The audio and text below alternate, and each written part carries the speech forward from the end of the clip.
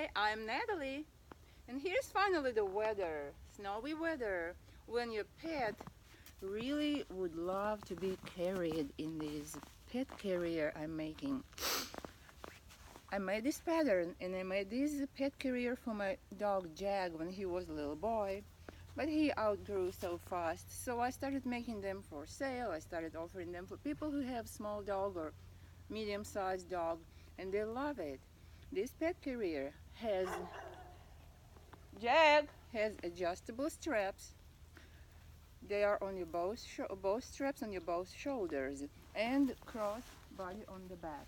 You can adjust these straps. This one is made of fox fur. Even on the inside, my customer wanted this.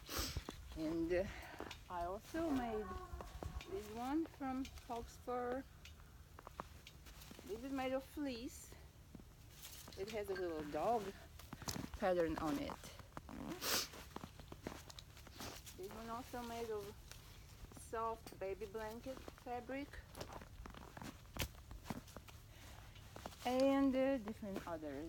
So, if you like this pet carrier, you can contact me. Find my Etsy store Quiltessence, or find me as Quiltessa Natalie. Happy winter and keep your pets warm.